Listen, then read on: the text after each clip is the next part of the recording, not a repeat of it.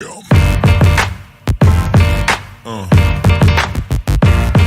yeah.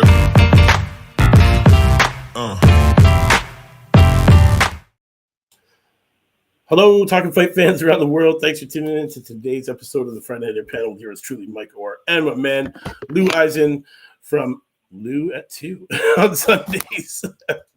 Yes, it seems that Graham, has been in a lot of meetings lately, so it's left up to me and you to get this show back up and running in the new year here, Lou.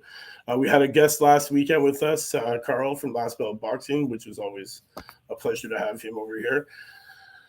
Lots going on in the boxing world, Lou. Let's get down into it.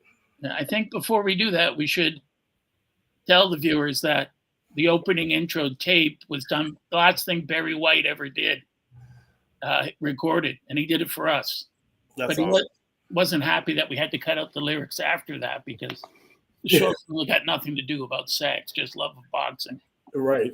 I did notice that one of our end screens showed up in between us coming on too. There, that was a little. I saw that. Yes, I thought it was just my vision, but no. I saw it too, and I was like, I don't think so. Yeah. But I can't mention that because Mike will say, "Okay, he's losing his mind." Yeah. So I mentioned it. So yeah, it's good. So we've got some big fights going on in the boxing world this weekend. Mm-hmm. I'm excited for both these cards, to be honest. I want to talk about. Let's talk about the big Belfast boy, man, Lewis Cocker, and Jose Felix. And this one's taking place Ulster Hall, Belfast, this Saturday. This one's gonna be 2 p.m. Eastern Standard Time, and the fast-rising cruiserweight contender Siobhan Clark faces his biggest test of his career, which people are saying is former European champion Tommy McCarthy. What are your thoughts on this, Lou? I think they're both good fights, and think about that. You and I both know the card will be sold out. Oh yeah. Standing room only. Oh yeah, it's a stacked card actually. And they're still going to complain, British fight promoters, that Saudi Arabia is stealing boxing from them, but I don't think so, because at the ground level, in each city, which is how the sport was born in England, these fights always sell out. And that's because, as you're saying, it's a stacked card. They always have great fights and stacked cards. You're not going to turn it on and fall asleep halfway through or be bored. You're going to go, wow, that was great. It's over already. I wish it was quicker, or I wish it was longer. It happens like that all the time with those cards. I'm telling you, they do know how to put on a great show. The only thing I can think that could get stolen from the UK with boxing would just be those super fights that everybody wants, right? Because they got the funding for it. Right. Look how long it took to get the Crawford fight, right? Yeah. Didn't we have to bring in angel investors to come in and invest the money that these guys wanted to see? Wanted to get paid to get in there, man. Like, if you're not making $80 million purses each year for each guy off of just ticket sales and pay-per-view in the United States, it's not going to happen. But you take a huge super fight like that over to Saudi Arabia, they got the money. Like, they abandoned Lamborghinis on the side of the road, for God's sakes. Yeah, they may be overpaying to some extent, but they have the money to do that. They're willing to do that. I think Frank Warren and Eddie Hearn and these other promoters have the money to pay what the fighters want. They just, typical age-old boxing promoters, don't want to do it. They just want to beat you every time, whereas the Saudis don't care. They just want to put on good fights. What do people want to see? We want to see Tyson Fury against Usyk. Okay, we'll make it. Yeah, and they do. Yeah, and Fury says, I want 80% or 90%, and the Saudis say, no, we'll pay you whatever you want. It doesn't matter what Usyk gets. That's none of your business. Correct. We can pay you both what you want. Exactly. And that helps the fight happen. Definitely. Yeah, but getting back to the card you said, that's a very good card. Yeah, no, it's great. It's great. Some of the other guys on this one, Paddy Donovan, love this kid. He's actually been on the show a few times.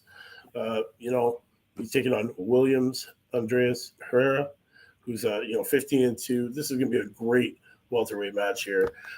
Paddy Donovan, going into this 12-0. What did I think Bob Arum called him the best looking guy in boxing? Like the guy's got a chin like, you know, the greats in the movies, and you know, a pretty face to go along with it. You know, He can certainly box. yeah. What's interesting on my Substack, Once Upon a Time in the Prize Ring, I was doing an article on John L. Sullivan, and in his era in the 1880s, I came across about 75 Irish fighters named Paddy. It has to be the most popular name in boxing history, because there was a Paddy Donovan, Mike Donovan, Yeah. who was a heavyweight who fought Sullivan and lost. So there's so many. If you're out of Ireland, you're going to be named Paddy. Yeah. But there, there's so many great Irish fighters, and that's because over 120 years ago, there was such racism towards them. One of the few professions open to them was boxing. Yeah. And they've produced so many great world fighters, world champions, and still do today. Yeah, they do. And honestly, I predicted it, man. This kid, Paddy Donovan, is definitely going to be one of these guys coming up. 12-0. He gets better every time you see him. He knows how to use his height. He's got great, he's got a great power on him, actually, man. He does. The real deal. That's the name, guys. He's a 75% knockout artist. He's sporting. He's getting behind it, man. Limerick. His last fight was Danny Ball. It went 4, and then Ball was down twice in the 4th round, and Danny Ball was on that uprise himself. Going into that fight, and then just lost. So this kid, man, he is the real deal, guys. I've been telling you for 3 years now to watch this kid. He's on this card, Chevron Clark, and you know what? The title match on the top of that card. It's going to be great. Good. 2:00, guys. Remember, it's definitely going to be one to watch. I have a bone to pick, though, with British boxing fans. Let's hear it. Promoters and writers. In the last week, Tony Bellew, is it Bellew or? I think it's Bellew. Bellew, okay. And Eddie Hearn and many other people in British boxing said Artur Beterbiev is juiced. They couldn't accept the fact. This is endemic of British boxing. They can't accept the fact that a non-British fighter destroyed their guy. Oh. After building him up all week, after Bellew said, and Hearn said he's got the right talent and he's going to destroy Beterbiev, never happens. And they said, well, it's not possible. Beterbiev's 38, turning 39. It's not possible to be that strong. It is, if you're religiously devout, as he is, he's a Muslim, and you don't drink, you don't smoke, and you spend 98% of your time training. And the last thing is, to go in any fighter is power. And Callum Smith's good, but he ain't Beterbiev. Right. And the same thing's going to happen to I think Bivol. I think the same. Beterbiev he's something else, man. He's superhuman. He's a great technical, skilled fighter with phenomenal power. Yeah, he does. He has great power. I watched some of his strength drills. They're just incredible. The guy's a beast. And that, like you're saying, at that age, no drinking, no smoking, that kind of discipline lets you go a little longer. and as I said to Tony online, he gave me a frowny face, but I said he has random testing. He doesn't know when it's coming, right? And he does that because he doesn't want people like you accusing him of something. Exactly. And I wrote to Eddie Hearn. I said, you should be, of 8 billion people on Earth, you should be the last person, the 8th billionth person to accuse someone of juicing. Because you've had, 3 or 4 of your fighters juice in the last 2 years. Yeah, and they were caught red-handed on 4 samples. Yeah, and you still didn't admit it. Yeah. So you should really keep your mouth shut when it comes to it. It's true. Then I'm loving this. Another big card. Guys, you're gonna want to watch this. Munguia Ryder, 12-round fight. Yeah. Golden Boy co-promotion with Zanford Boxing. This one, and then Collazo and Gutierrez. in a 12-round fight for the WBO minimum weight world championship is on this one too. So this is it's gonna be a nice card as well to check out. Ryder's a good fighter. Excuse me, Yeah. a good fighter, and he always comes to fight. He's got great skills, but Munguia is just relentless. Oh, Munguia is relentless. Totally. I just don't see anyone beating him. No, not at all. Not at all. He's got that great chin, and it's hard to beat a guy like that who's constantly moving as he's coming forward.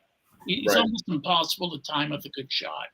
Right. It's going to end up quickly. Ryder just fighting for survival, just Yeah. protecting himself. I think so. I think so. It's it's a recipe, man. Munguia, he's 42-0. Time to see this guy really start taking on some big names, man. That's what I want to see. This is 160, right? Not 154. This is the super middle. So yeah, that would be so 168. It's gonna be great. I think what I like, going after Canelo. I think so. So Great. that could definitely be in the works. Also, what I like about these cards, usually, Golden Boy, when they do this, it's usually a long card. It's usually a lot of fights, a lot of good ones. Darius Fulgham, this kid, taking on L10's Fox. This was for the WBA Intercontinental Super Middle. Fulgham, I've been watching this kid for a while, man. He's 9-0 right now. Got to watch this kid. He's exciting. Gabriela Fondora is fighting on this card. Love her. 12-0 now, taking on Christina Cruz for the IBF World Fly. There's some. She doesn't get to wear her glasses in the fight, does she? I guess not, eh? No. Oh man, and then Collazo 8-0 taking on Gutierrez. This one for the WBO World Minimum. I love watching these minimum guys, man. Yeah, they can really go to war. Oh my God, they can throw like 1,000 punches each, man. It's great. It's great boxing to watch. What's interesting is back in the day of George Dixon. I mean, I'm going back to the 1890s and early 1900s. A lot of guys only weighed 105 pounds. Right. Because there was no weight class, they had to fight as a bantam or a feather.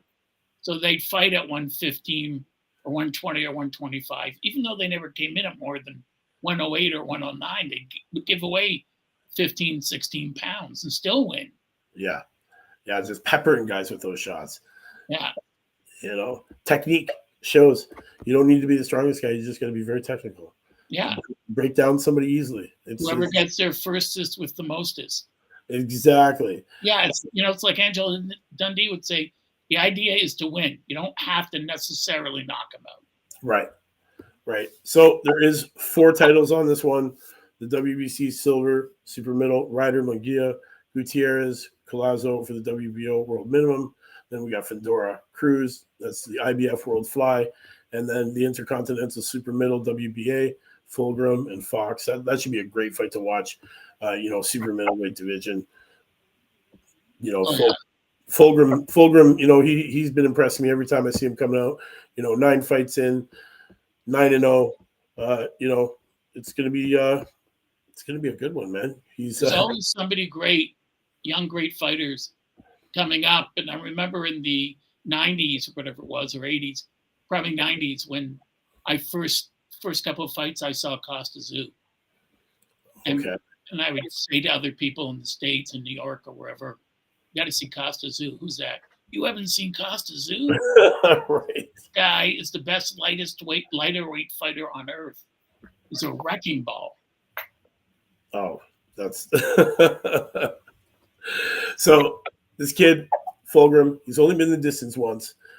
Not even the distance, really, because it was stopped at 156 in the 6th round and considered a TKO. But this kid just likes to bash people, bash him up. I could see him coming through with this one against Fox. Should be a great fight. You know what? Golden Boy's been pretty impressive last few cards. They've actually put on some decent fights. I guess their matchmaking's gotten better. Mm-hmm.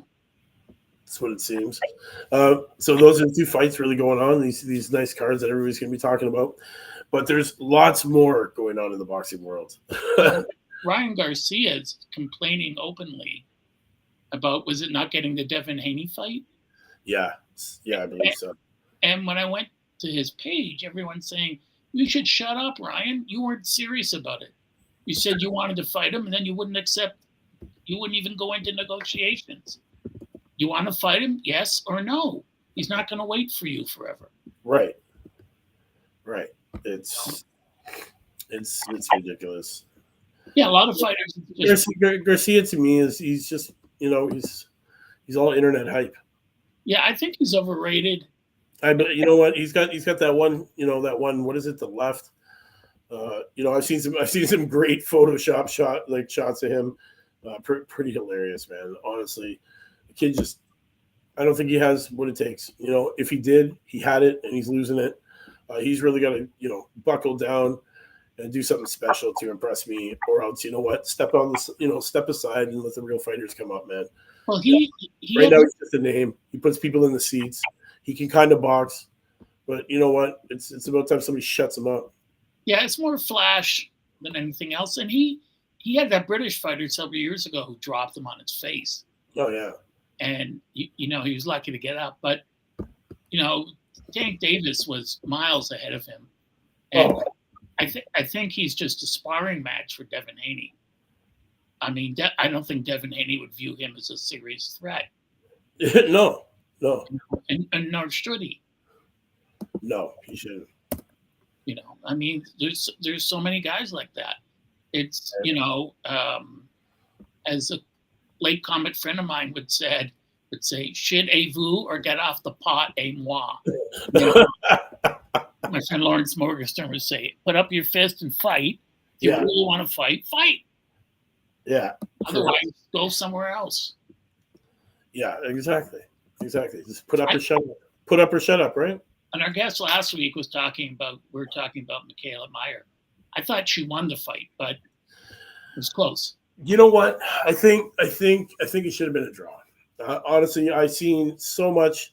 Meyer for me hit harder in certain situations, capitalized on situations better than Jonas would capitalize on her situations.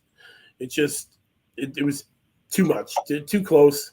And let's be real, you're not losing your belt on your home soil, with your home crowd behind you, kind of thing. That's the way it's always been in boxing, and right, to beat the champ, you got to beat the champ.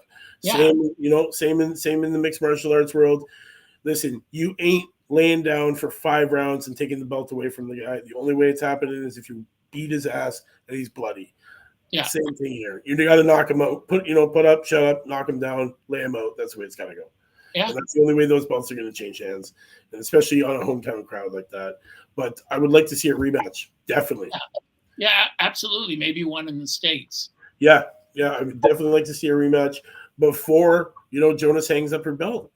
Because she says she wants to retire after this year. So, people mention the misleading stat of the fact that she had 25. She landed 25 more punches, Meyer, but that's a misleading stat. It's negligible. If it's like Lennox Lewis, Evander Holyfield for his fight, where it's 250 more punches, then you have an argument. Right. But you know what? It's not the minute the glove touches the body, it's counted as contact. So right. Okay, so yeah, 25 more. And it could have been. She could have landed those in 1 round or 2 rounds. I can understand 25 more power shots. Oh, just total punches. Oh, see, yeah, that's nothing, man. I think we need to see a rematch, and you know what? It'll make for great boxing anyway. Honestly, they put on a great show. I love how they went toe to toe. Those 2-minute rounds go too fast. You can see it. It's just if these ladies had that extra minute, I think we would see different fights. I think we would. Absolutely, and there's no biological reason why it shouldn't be an extra minute. Right, exactly. Studies have proven it. There's no difference in hydration levels or anything like that. Just let's have it happen, man. The women want it. I think it'll make for great matches. Like that match right there. If that would have went 12 rounds, 3 minutes, we would have saw a different fight. Yeah. Then we would have got to see somebody's gas tank. We would have seen to get stamina come into effect. Yeah. All this kind of stuff. We don't get to see that in 2-minute rounds, 10 rounds. I get the feeling that Meyer's forced to fight in a style she's doesn't particularly like, because she seems to be built more for distance given her height and her reach. and that would be better for her. But in a 2-minute round, you don't have that time. It's the same in amateur boxing. You don't have time to build up anything. You got to get to it right away. Right. Right. And she did look the worst for wear out of the two of them after. Yeah, she did. Charlo has been stripped of his WBC junior middleweight title, and I hope they know which Charlo they stripped. Jermel, right? But so Fundora versus Bochuk is set clash for the WBC 154 title. It's good that Charlo was stripped of that, because Fury should have been stripped. How can you thumb your nose? Not I don't care about the sanctioning body; it's a criminal, but just to thumb your nose at the fans and say, I'm not defending. I don't feel like it. I'm going to go up and fight Canelo instead at a higher weight for more money. But you're supposed to fight Tim Tszyu. Well, I'm not going to fight Tim Tszyu. Well, then forget it. We're taking your title then. Yeah. That's exactly, So Fundora and Bochuk will meet in the 12-round contest on the Tim Tszyu Keith Thurman card. Tszyu was going to kill Keith Thurman. Yeah, I think so too. He's too big. Yeah, this one's March 30th, so mark that one down on the calendar. Don't want to miss this. Thurman has sat for 2 years because of Al Heyman's ineptitude. And, Tszyu is a bigger man, and that's his natural weight at 154. Thurman's always been 147. That 7-pound difference is going to make a big difference, because he's going to come up and enter the ring 154, 160. Tszyu's going to enter the ring 165, 170. Yeah. And he's just going to clobber him. Oh, destroy him. I think he's just going to wreck him. Fundora, I'd like to see this kid back in action actually after that 7th round destruction by Brian Mendoza last April. Yeah. That was, do we see a different Sebastian? Is he going to come out with a little bit of a different game plan? Well, if it was up to me, it's not up. Nothing's up to me, but I would say, you're not fighting the right fight. You want to win. You don't have to knock everyone out, but you're giving away your tremendous height and reach advantage. And in fact, you have more power if you made more room for your arms, rather than getting in close and shortening up your shots. Reminds me like a praying mantis. Yeah, absolutely. That's a great example, a great analogy, because he got too close to Mendoza. He allowed himself to get hit. If he keeps the fight on the end of his jab and comes over with straight right hands, you can't beat him. No, you can't. And you can't even get in there. The guy's just fight him. Make your opponent, punish your opponent by him trying to get inside your reach. But he doesn't do that. No. We're going to try and get him. We're going to try and get an interview with him and his sister and talk. Well, they're very kind people. They're nice people, but you see that in boxing history where you bang your head against the wall. Why isn't this guy fighting the way he's supposed to fight? And when I asked Buddy McGirt once, and I mentioned this before, that you can only tell a guy so many times what to do and what's going on, and if he's going to listen or he's not going to listen. Right. And if he doesn't, well, what can you do? You can't fight it for him. No. I wish I could. It'd be fun. Yeah. You look when James Toney knocked out Michael Nunn. You know what? James Toney's one of my favorite, to be honest. Me too. I liked his grittiness. I like that gutter style. He was a throwback to the 1920s and before, guys like Sam Langford. He was so brilliant defensively. And that's because Bill Miller, his trainer, had been around since the 40s. Bill Miller had welterweight champ Johnny Saxton until the mob stole him. Oh. And so when he fought Michael Nunn, Michael had Angelo Dundee in his corner. And after the first round, to make sure Michael Nunn was listening, Angelo put his hands on his face and got right into his face. He said, listen to me. He's trying to walk you into a left. Okay? So stand your ground. He takes a step back, and when he moves forward, he wants you to take a step backwards. If you do that, he's going to cork you and drop you. Don't do that. And of course, 11th round, he comes, Tony's hitting him. He takes a step backwards, left hand. He's done. Yeah. And Angel gets in the ring, and Nunn says, left hand. He goes, that's what I've been telling you for 11 rounds. Don't do it. And he didn't listen. And Tony was great, because Nunn thought he was going to throw a right hand over his jab. He switched up, changed his stance, hit him with the left, and just destroyed him. And when Tony was motivated and in shape, one of the all-time greatest fighters, I asked his manager, Jackie Callan, I said, is it true that he pointed a gun at you once? And she said, no, it was a knife. But they're still friends to this. Right. The boxing. I don't know. That's the boxing way. Let's be real. Well, you punch people in the face and then you're friends with them. So yeah, I'm sure that. If you took all the criminals or felons out of the International Boxing Hall of Fame, there'd be no one there. There'd be maybe right. That's why people say, why does this boxer or that boxer work for the mob after their career? Well, what's their one big skill? Beating people up. Yeah, beating them up for money. Like, why not? Why not? No one else is hiring for that. And you know what? You can find a nice portrayal of that in the Rocky movies.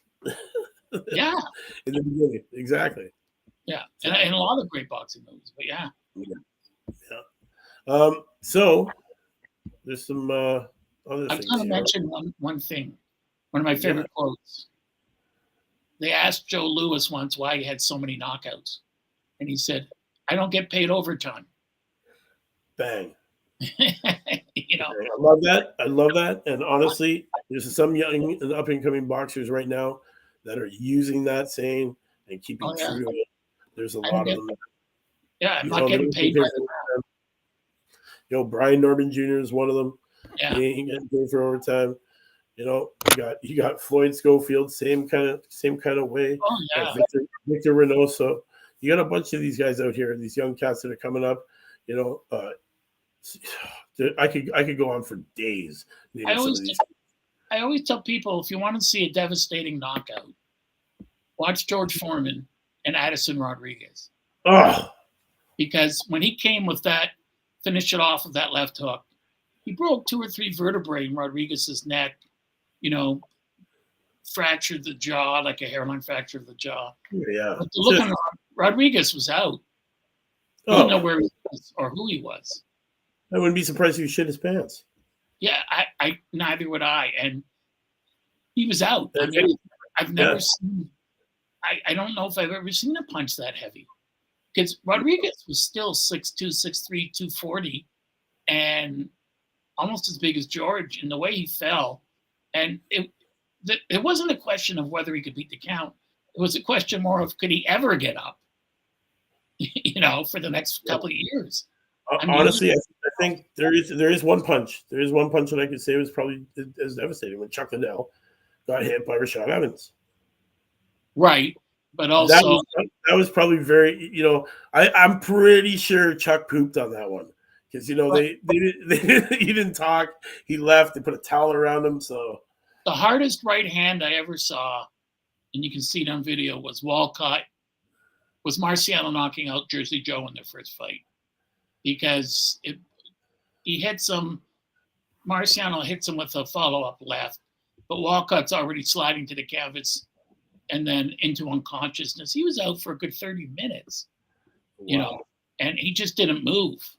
And there was a point where people started to get worried, including Marciano, because he genuinely liked Walcott. But, the guy's not moving after 20 minutes. You start thinking, if you're the other guy, I didn't want to kill him. I just wanted to win. I didn't really want to hurt him. Oh, my God. I'm looking at a still shot of that punch right now. Yeah. It's he changed just bone structure of his face.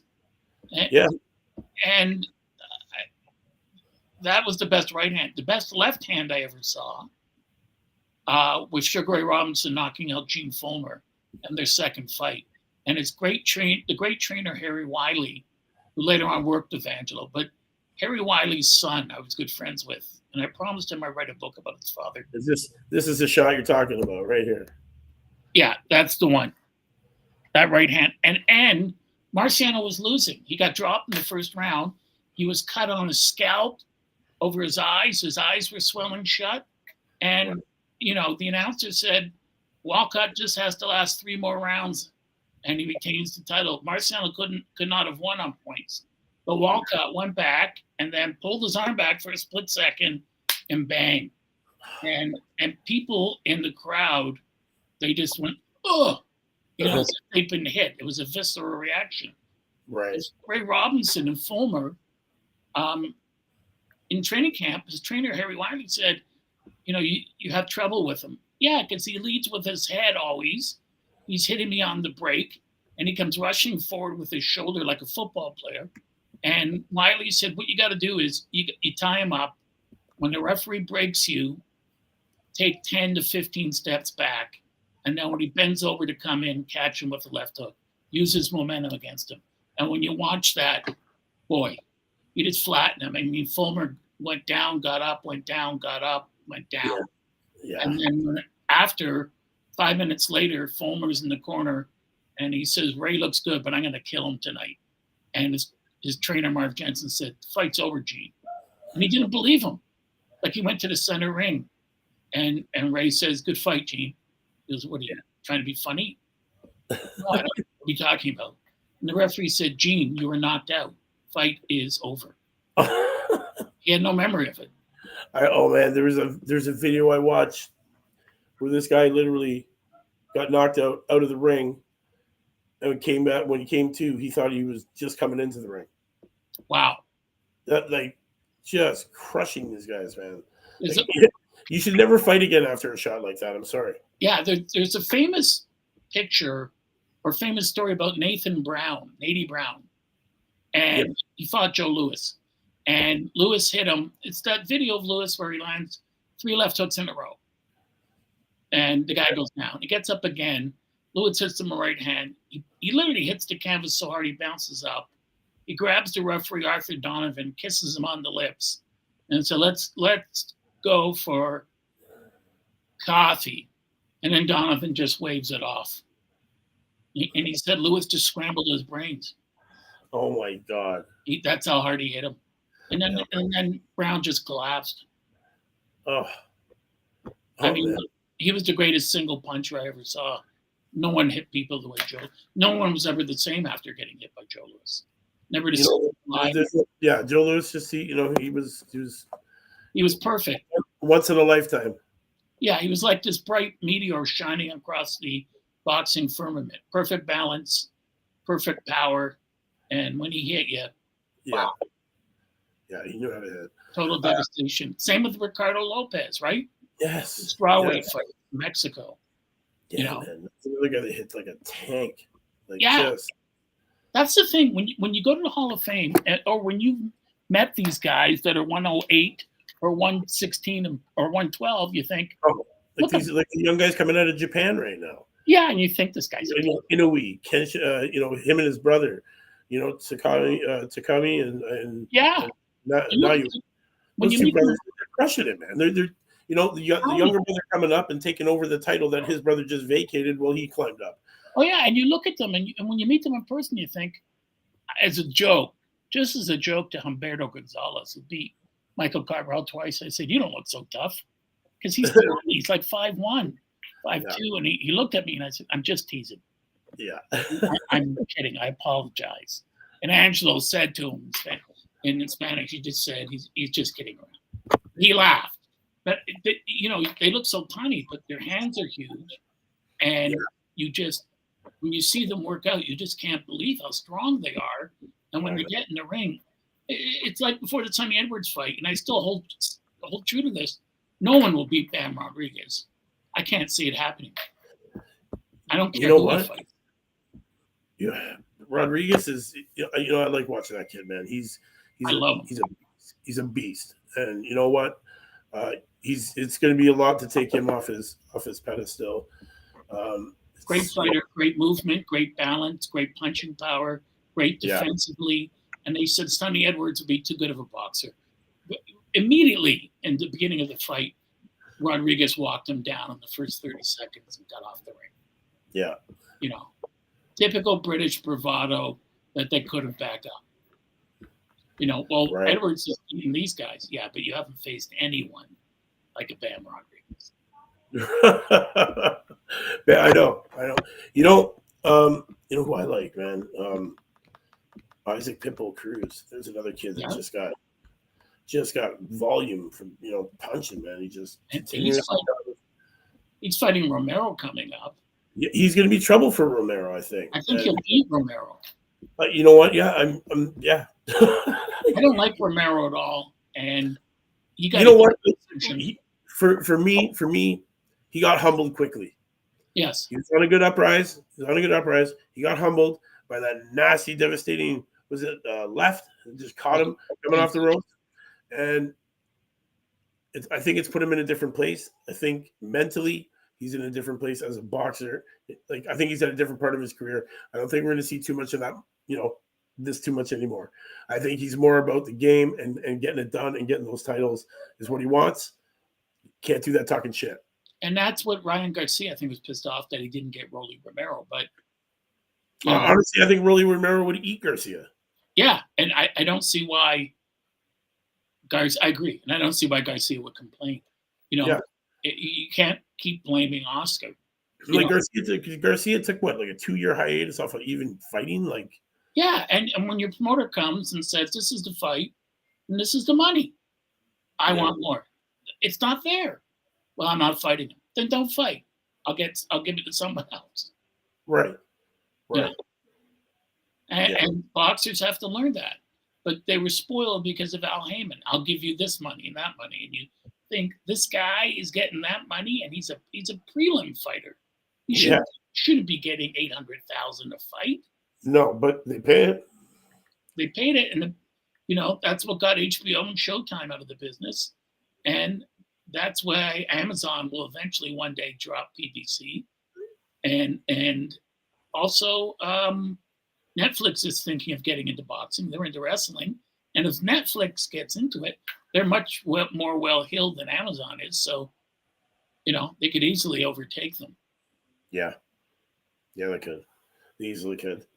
But we need this. We need these promotions still. We need these guys to stick around and come up and through these fights, right? Because how else are we going to get to know them unless it's all pushes towards streaming, right? And then that's what we see. But then every gym can stream their own fights.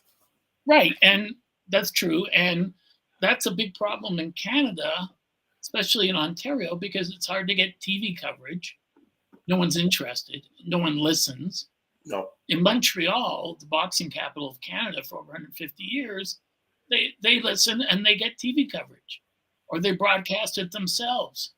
And I used to be upset at Group Yvonne Michelle because even if it was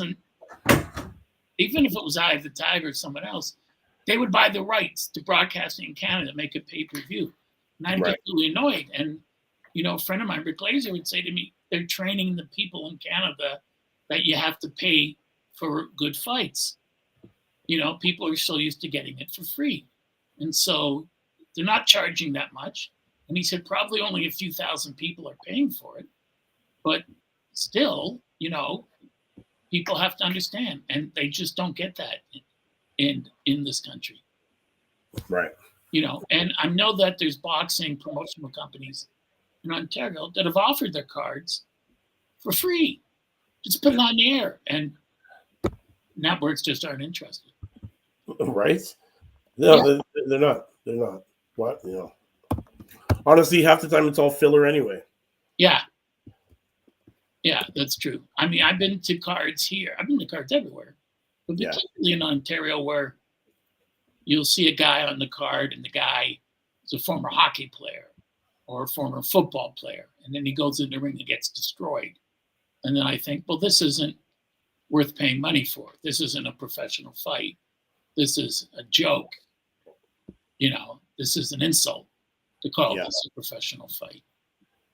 But it happens too often. And PBC did that a lot of times, and they still do. Where you see, well, they got this kid, and he's fighting a guy who hasn't fought in 6 years. Well, that'll be an interesting fight.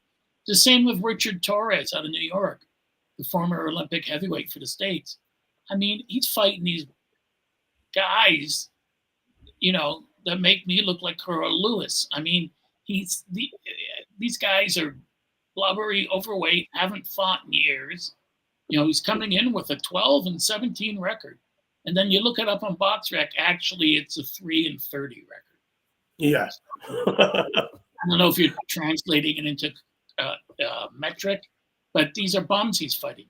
And the rule in boxing is always, it's happened to Sean O'Sullivan and to Willie DeWitt. You don't get better in your skill set if you fight bums. You got to be challenged every fight out. Not by a guy who's many times better, but a guy who's just a bit better that you can still beat. That's why Cody Crowley went to the States.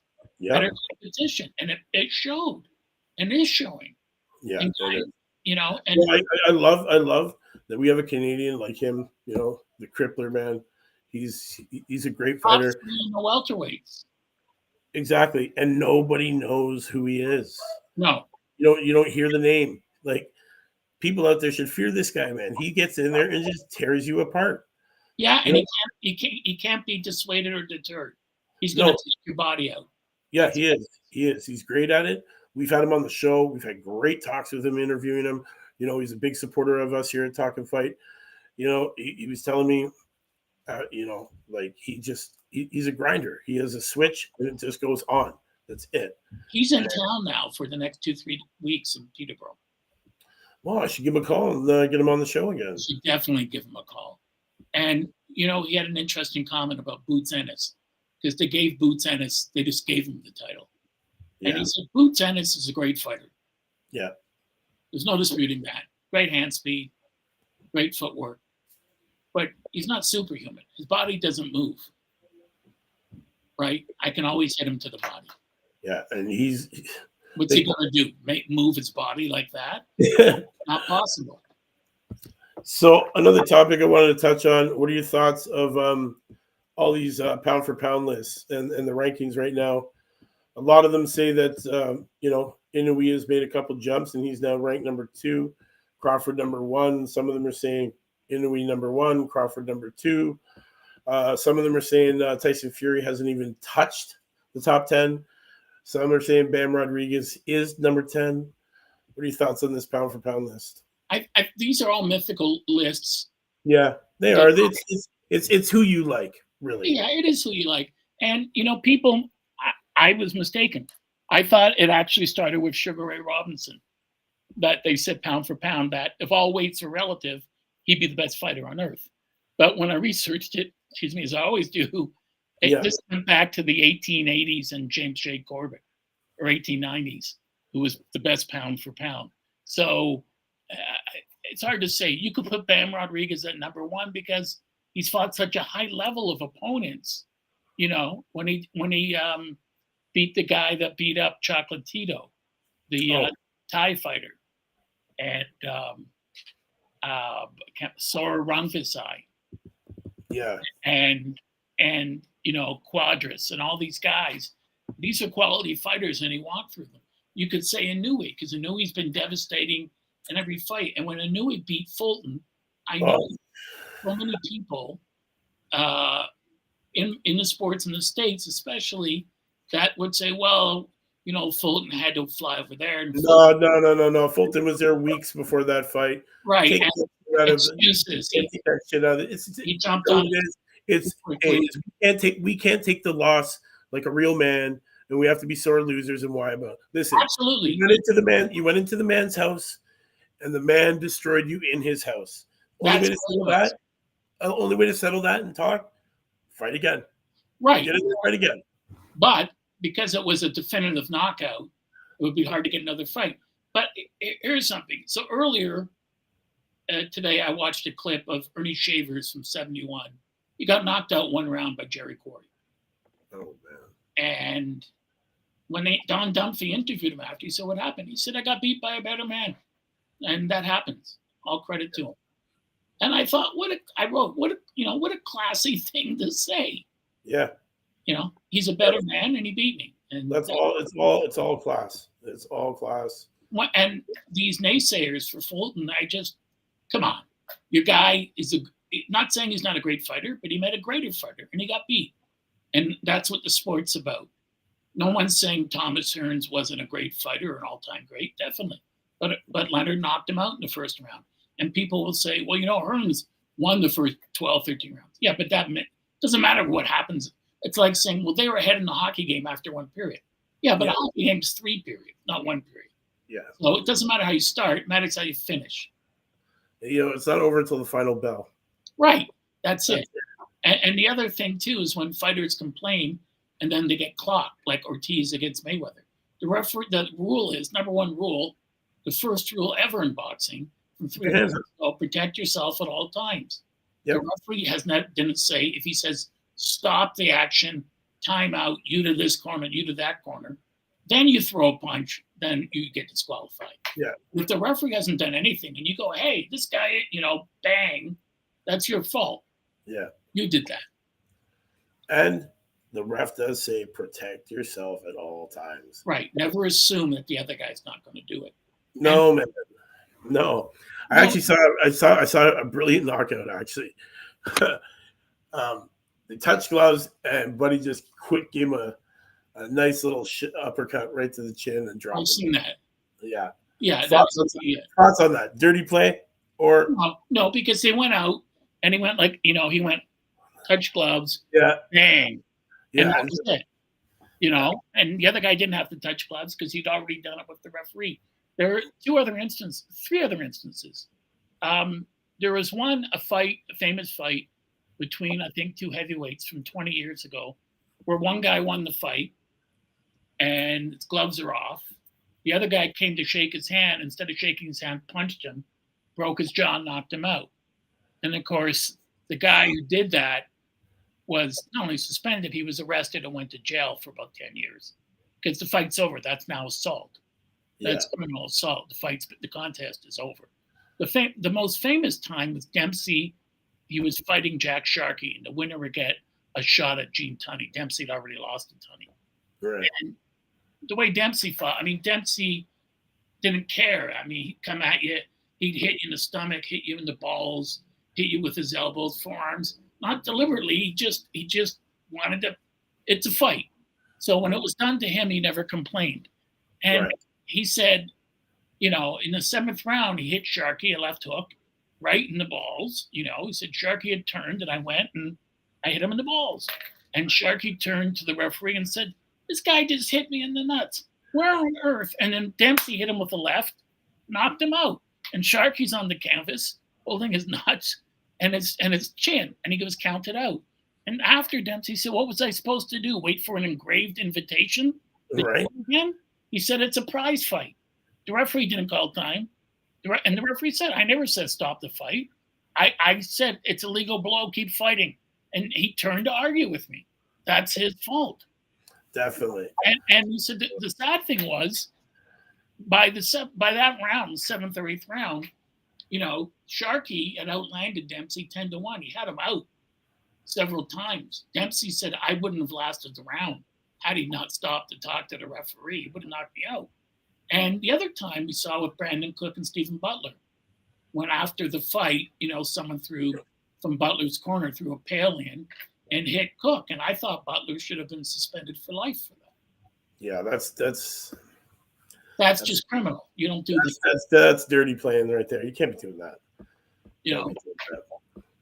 Yeah, so it just bothers me. But the Quebec Boxing Commission is run by the Alcohol Commission there, and there's no boxing commission, and they do what the promoters tell them to do, which is why they get so many fights going. Yeah. So it's so common that people don't even take notice, unfortunately. Yeah. Oh, forgot about the Japanese card, man. Tajiri and Gonzalez. That was a fight. That was good. That was during the week. The Amazing Boy really opened himself. Yeah, that one was on the 23rd. You would have to watch that one at 3:00 in the morning if you want to check that one out.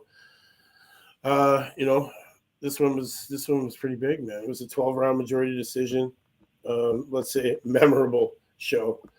It's One hard to judge. stay up that late. Yeah, one judge saw it at 113, but swiftly corrected by the other two, who seemed to have a soft spot for the champ, scoring at 114, 112. Tajiri clung to the WBA, WBC ringside magazine light fly titles, marking his 15th world title fight. Despite his pound-for-pound frame, he wasn't exactly in top form. He seemed a bit too fond of leaving his chin out there like a sitting duck. So I think he's getting a little too comfortable where he's sitting. He needs to get checked. I think that was a nice little check for him. But again, you're not taking the belts away in his hometown. Great fight, though. I love those Japanese cards, man. 3:00 in the morning. If you can get up and watch them or record them, they're fun. It's funny.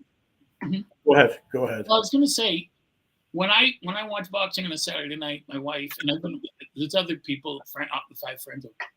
There's 6 fights. There's 8 fights. This will go on for 5 hours. And you say, no, it won't, because 3 or 4 of the fights will end in knockouts. Yeah.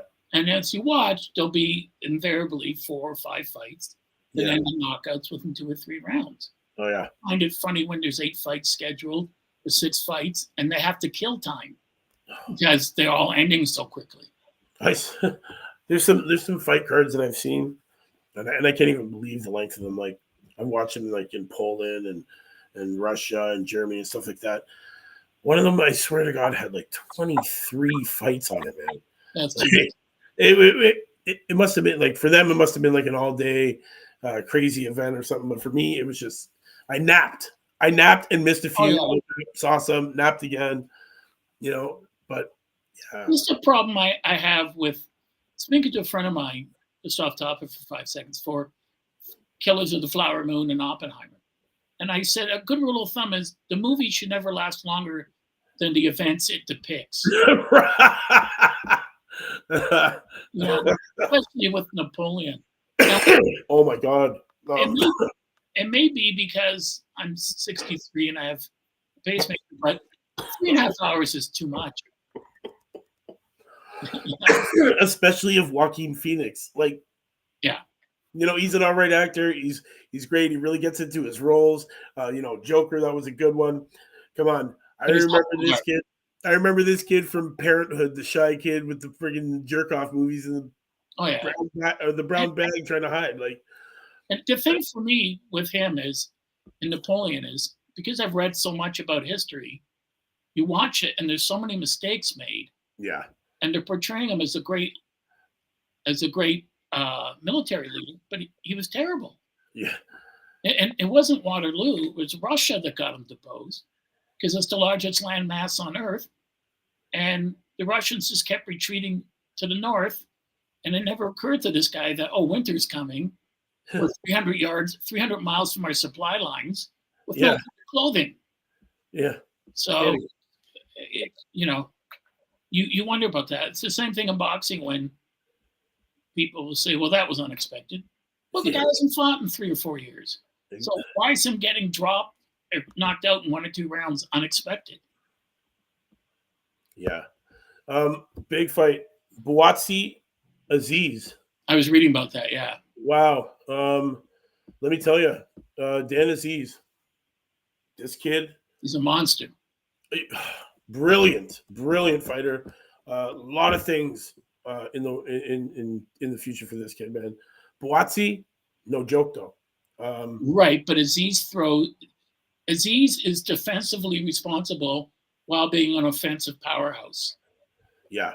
Right? He sets his shots up and he puts them together in combination. Yeah. So does Buatsi, but Aziz looks like he's not going to be denied. No, man. Buatsi, he's that guy with that clean record, 17-0, a knack for knocking out people, 13 KOs to be exact. Aziz, he's no slouch, 20-0, slightly higher KO count, 13. This fight is, this is what the people wanted. This was supposed to already happen, right? Back in October. Right. Yes, and let's read this. You know what this reminds me of? You're going to say no, but I'm sure you'll tell me. When they both started out in the early 80s, Yeah. Sugar Ray Leonard, Thomas Hearns, Leonard's Mike Trainer, his lawyer, wanted to have them fight in their 12th or 13th pro fight. And Angelo Dundee said, "Are you nuts? Let them both win a title, and instead of fighting for 50 grand apiece, they'll fight for 25 million apiece." And Right. so back in the day, Watsy and Aziz wouldn't be fighting now. No. No, they would have another 10 fights and then meet. Yeah. And that's why this is such a special fight. They're fighting when they're both at the top of their game. Yeah. And one of them has to give in. One of them will lose. That's that. We've seen this a lot. Exactly with these young fighters, man. It's gonna happen. They got it. They got to eventually meet. I love how we're getting it together now because we get to see a preview of what could happen later on. But this is definitely one that they've been waiting for. I've been waiting for. This definitely gonna want to mark this one down on the calendar. Don't want to miss it. I also just wanted to reiterate from what I said last week. Yeah. I think Alexander Usyk wins 11 of 12 rounds against Fury. I don't see Fury. Fury's not even training. He said, "I only need 5 weeks." And Usyk said, "It's not my concern what he does or doesn't do. What do I do?" Fury thinks there's this long mistaken belief that's been around for years in boxing that a guy's height equates to his talent. It just isn't true. Fury is talented, and he knows how to use his weight, and he's got skills. But I think he's a shot fighter at this point, and he's motivated now. I don't think he was for Nagano, but I just don't see him beating a guy who's got more skill like Usyk. You know what? We can't count him out though. He is, he does. Excuse me. He does have a way of, throwing those punches from different angles, and yeah, you're right. And you can't count out a guy like that with the career he's had. He's never lost. Exactly. There's a reason why he's the top dog. There's a reason he's there. It's just, I think we're just tired of the shenanigans, the ducking, the dodging, the bullshit. Put the belt on somebody who wants to fight all the time. We get it. You had your battling of your demons. You've had your, you've come back. You've had your reality show. You've taken your time off. Listen, you've held the damn belt long enough, bud. Give it up. I was going to say he calls Usyk a coward, but like most cowards, Usyk fought against the Russians for his country. So, he just doesn't have the skill, I think, to beat Usyk. But we both know Fury has one punch knockout power in both hands. Exactly. And he has been knocked down 7 times. Yep. But he's gotten up 7 times. Yeah. So it doesn't matter if you're knocked down, as Ali used to say. It only matters if you get up. Exactly. I just think Usyk will be continually circling him and moving. And people haven't mentioned the fact that Usyk's a southpaw. And even other southpaws don't like fighting left-handers. Right. And that's going to give Fury a problem. Well, when was the last time he fought a southpaw? I don't know. Right? So not for a while. It's been a while. So, maybe he does have some tricks up his sleeve. We'll see what's going to happen. It's a fight that definitely the public has been waiting for. I've been waiting for it. You've been waiting for it. Everybody wants to see it. It is literally the fight that boxing has been waiting for since the introduction of the 4th belt, the 4-belt era. Right. But what upsets me about this, I'm not upset about the fight. Yeah. That whoever wins, Mike. Yeah. Within 4 to 5 weeks, one of those groups, one of those bodies will withdraw recognition of whoever wins. That always happens. It happened after Tyson Fury beat Klitschko, and the IBF or whatever withdrew recognition. No reason for it. We got to see it. There has to be. But the thing is, there has to be a 4-belt undisputed heavyweight champion in boxing. There has to be. There should be just 1 belt only, because now the heavyweight champ, whoever wins, has got to pay 4 sanctioning fees. Yeah, upwards of what was it, 3% or $300,000 or 3% of the. Yeah. Over $1 million in sanctioning fees. That's a ridiculous. Yeah. That's $1 million too. It's $1.2 million every time you got to fight. You got to pay for the privilege. And I just wish these boxers would band together and just say, no more of your garbage. Yeah. You know, for so many years, when I was growing up, there was one champ in every division. Yeah. You know, and as Ali said, doesn't matter what governments or sanctioning bodies say. I'm Muhammad Ali. I'm the only heavyweight champion of the world. That's it. That's it. And you know what? That's what it is. Fury recognizes himself as the heavyweight champ of the world. That's what it is. It's the green and gold that gets it sold. That's what it is. That's what everybody wants. The WBC is that belt. That's what everybody, that's what everybody strives for in boxing is that green and gold. So yeah, I can't see Usyk losing.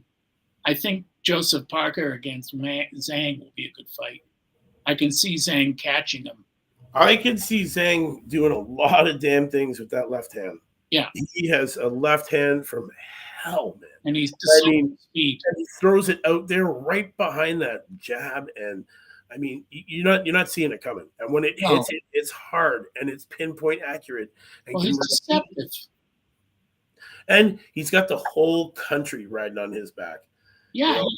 His left hook is like the one Foreman hit Rodriguez with. It's a counter. It's like a comeback left hook. Yeah, it's like an in and he just leans back in it. Just the force. And as you know, he only needs to land it once. And he's such a hard puncher. He can hit you. He's got heavy hands, which means he can hit you a glancing blow and still drop you. He dropped Joyce twice. Like first time destroyed his eye. Second time dropped him. Like put him to sleep. Big hand. Now we all know Joyce was the juggernaut, man. The man that could take every punch. Yeah. Just couldn't take that one. And you know what? Zhang, he's getting better, Yeah, he's getting better. He trains well. He trains in the States. He's quicker than people give him credit for, which is good. His speed is very deceptive. And, it's one of those things where you see the punch coming and you think, I got time. But by the time you finish your thought, you're done. It's on your face. And it's like when Foreman was fighting one guy and Jim Lampley said, George Foreman's punches are as slow as second-class U.S. mail. And the next punch, Foreman knocked the guy out cold. And Larry Merchant said, yes, Jim, but even second-class U.S. mail eventually gets delivered. Bang. I was just going to say something like that. I've never even heard the quote. Well, but yes, at least the mail gets delivered. That's true. Yeah. Lou, we're at that hour. It's always a slice, man. Happy Friday, everybody. You too. There is boxing to watch tomorrow, guys. Don't forget. I just want to say two things. I want two quick things. Please go to my Substack page, Once Upon a Time in the Prize Ring, Eisen of Substack.com. And I want to say a special rest in peace to my very dear friend and mentor, Marvin DeWeasel Elkind, who passed away on Sunday night. And his funeral was Wednesday. He was a major force in Canadian boxing and a good friend of Chivallo's, but a major force in the sport for the last 65 years. He was a driver for Jimmy Hoffa and for Vito Genovese and for Frank Catroni in Montreal.